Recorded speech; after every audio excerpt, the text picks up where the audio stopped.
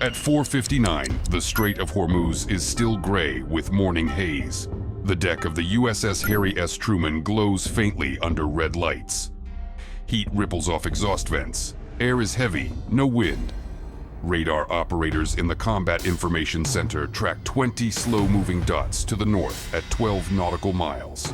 The screens update every 3 seconds. Contacts flicker, disappear, then reappear slightly closer.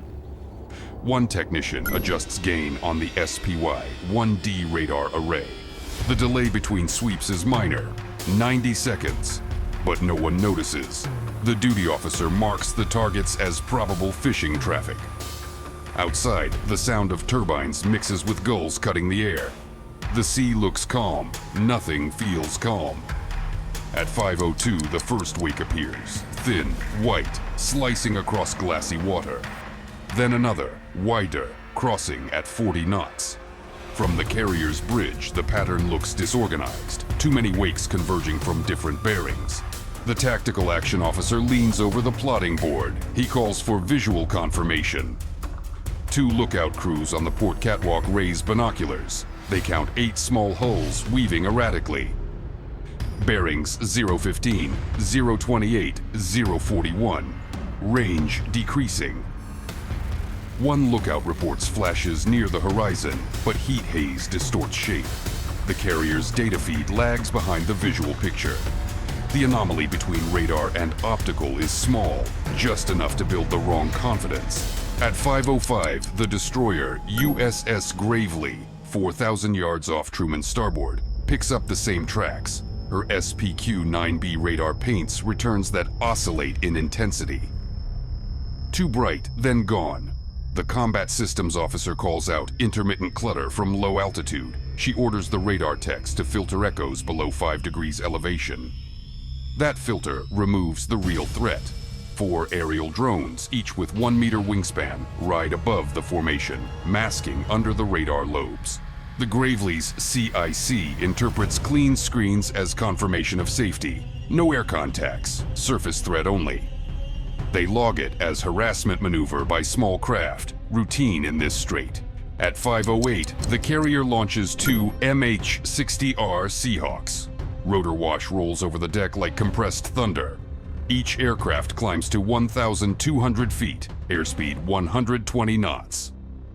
The lead pilot banks east toward bearing 030. From altitude, the water surface forms a mosaic of wakes. 22 boats now visible, their wakes converging into a loose trident shape. Sunlight glints off fiberglass hulls. Heat signatures flare bright on the FLIR monitor.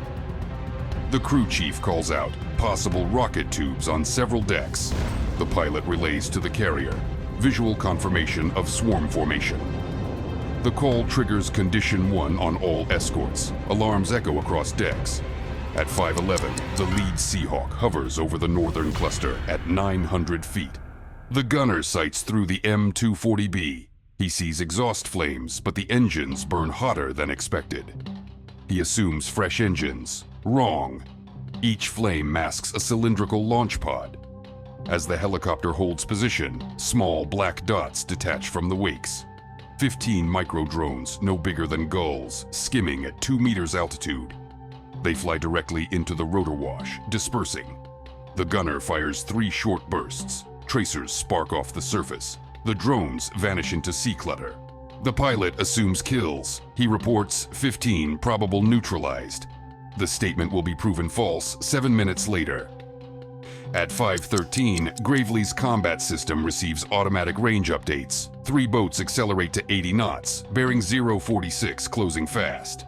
The ship's Mk-15 Phalanx CIWS acquires targets at 4,500 yards. The mount rotates, radar locks. The system's fire control computer calculates lead angle. The operations officer authorizes autonomous engagement. The first burst roars. 4,500 rounds per minute, tungsten penetrators punching through mist. The lead boat vaporizes in under 3 seconds. A shockwave rolls across the destroyer's deck. Flames bloom where the hull used to be. The bridge crew cheers, first threat neutralized. The radar feed shows 2 more explosions. They assume all 3 destroyed. They are not.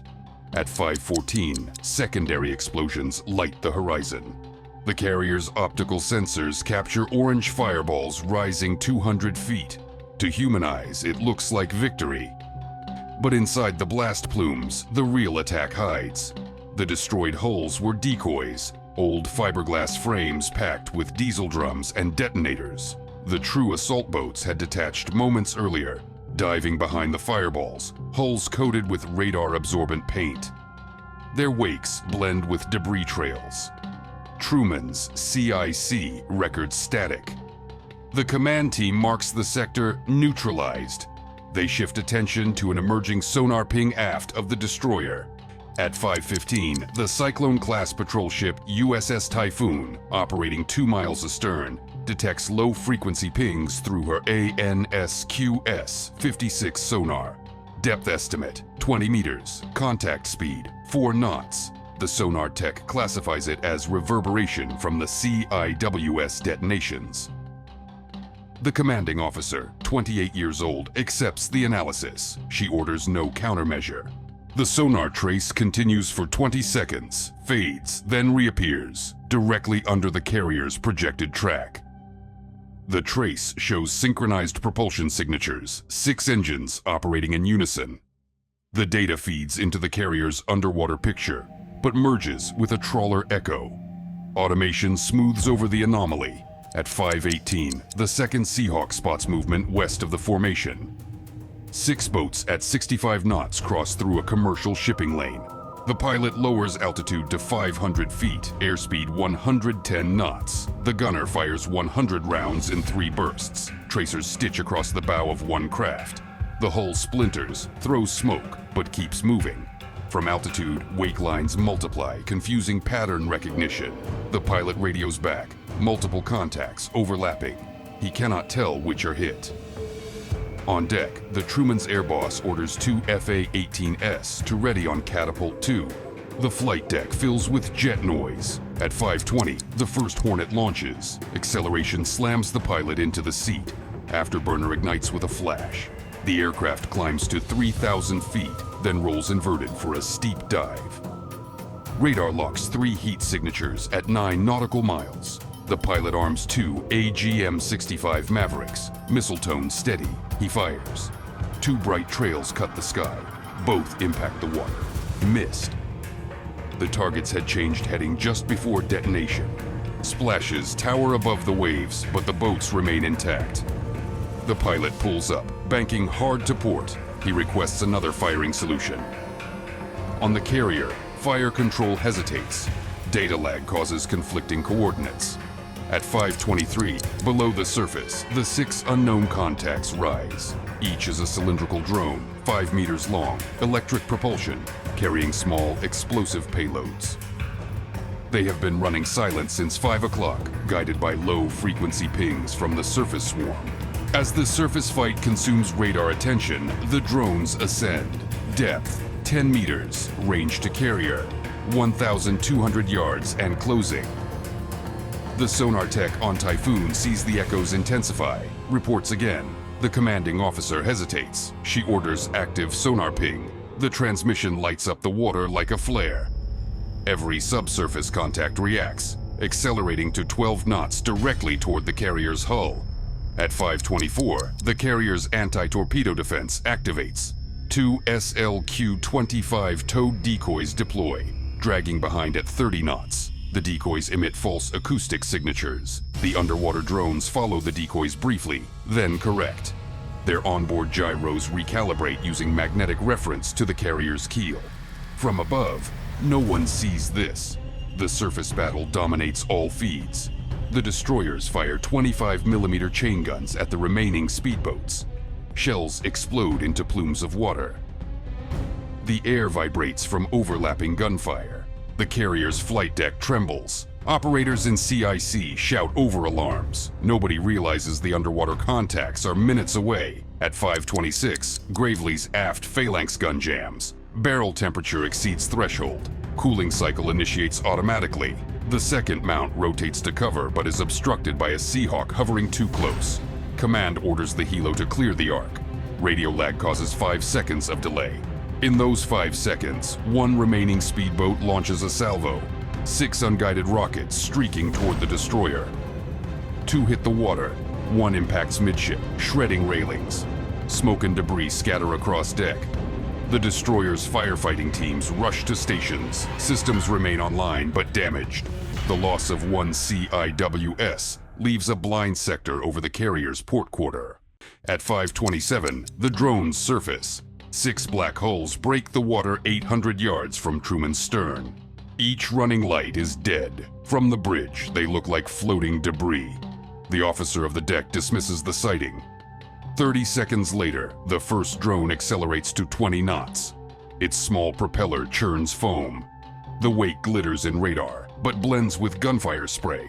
Within another 30 seconds, 2 drones reach the towed decoys and detonate prematurely. Twin plumes rise 50 feet. The rest continue forward, undetected by visual watchstanders blinded by smoke and morning glare.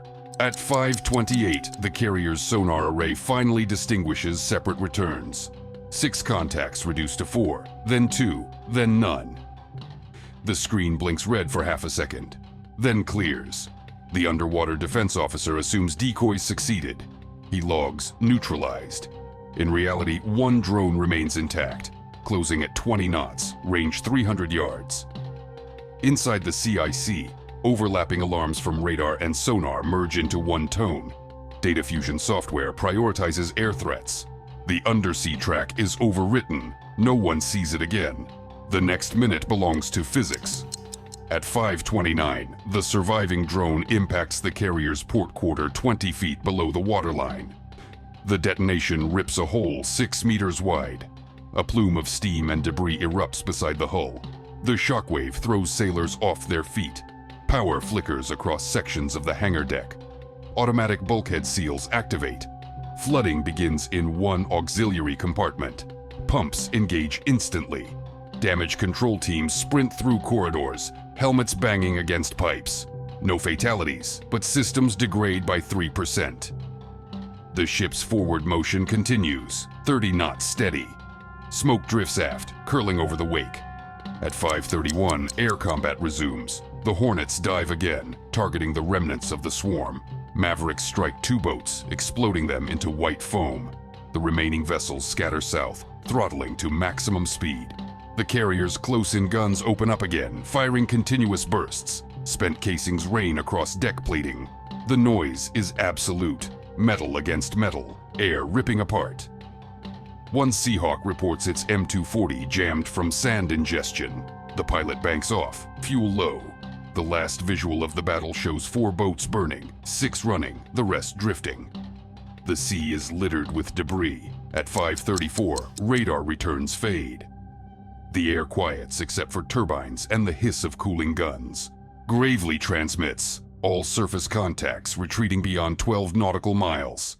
Typhoon reports sonar clear. Carrier group reestablishes formation. The Truman's course remains 180, speed 30 knots. Damage control reports flooding contained. Total ammunition expended, 4,000 CIWS rounds, 6 AGM-65s, 525mm shells, and 1,000 small caliber bullets. The engagement lasted 32 minutes. The cost imbalance is obvious. The attacking force spent perhaps a few $100,000. The carrier group burned millions in munitions and hours of repair.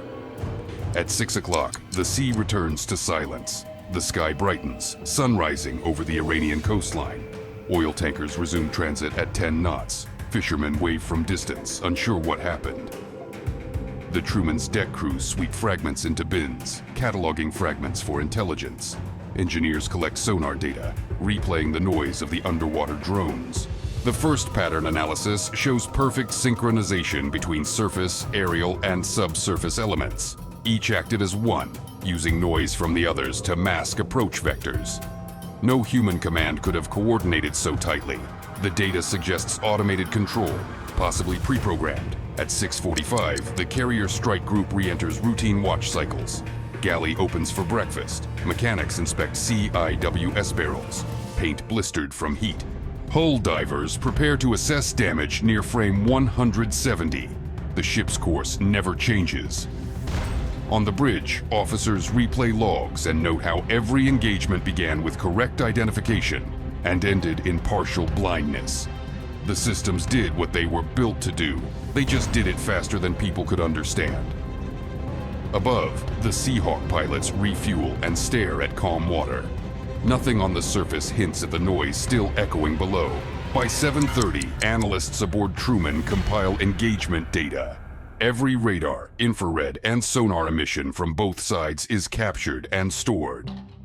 Signal specialists map interference patterns caused by the decoy explosions. The pattern shows a deliberate overlap designed to overload fusion software.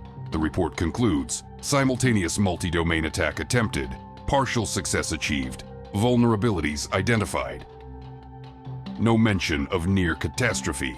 The crew resumes drills. Radios crackle with routine orders. The sea stretches unbroken to the horizon. At 8 o'clock, distant echoes appear again on the radar scope. Tiny blips, random, at extreme range.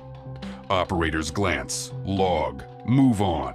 It might be static, or wind, or something waiting to test the response time once more. The Truman's engines keep their rhythm, 30 knots southbound. The carrier group maintains perfect spacing. Destroyers 4,000 yards out, patrol boats on flanks, helicopters overhead at 1,500 feet. Every weapon system remains on standby. No one relaxes. The Strait of Hormuz stays open. Tankers pass without interruption. The incident will later be categorized as an intelligence event. No crisis declared. The Truman continues toward the Gulf of Oman without altering course by even a single degree. Below decks, water pumps hum steadily in the patched compartment. Above decks, sailors clean residue off gun barrels.